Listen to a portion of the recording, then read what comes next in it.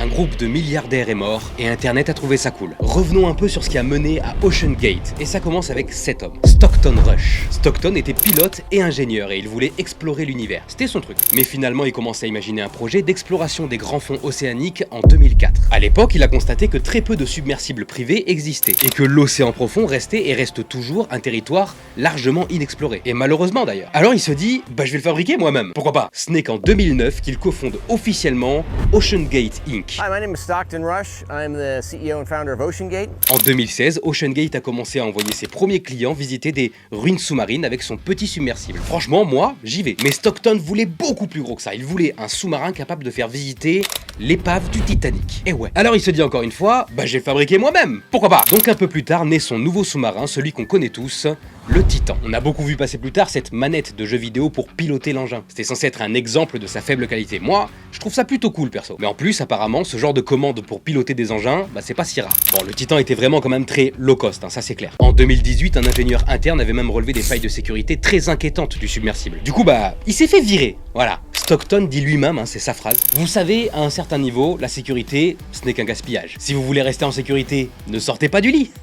Ouais, là c'est chaud quand même. Bon alors c'est parti, Ocean Gate ouvre officiellement ses visites vers le Titanic. Prix unitaire par personne, 250 000 $. Faut pas déconner quand même. Bah tu sais quoi? Bah c'est plutôt un succès. C'est un foutu miracle. Ils ont subi beaucoup de problèmes techniques, beaucoup de plongées ratées aussi. Une fois en 2021, un groupe est même resté bloqué pendant 27 heures dans le sous-marin. 27 heures, et c'est étroit là-dedans, il faut faire caca au bout d'un moment. Bon, nous voilà arrivés maintenant le 18 juin 2023, maintenant il y a quasiment 2 ans. Stockton Rush lui-même monte à bord ainsi que 4 autres personnes. Et en vérité, il y en a que 2 qui étaient milliardaires. Plus d'une heure après le départ, le Titan perd de la puissance et s'incline lentement. Il est entraîné vers le fond de l'océan, puis...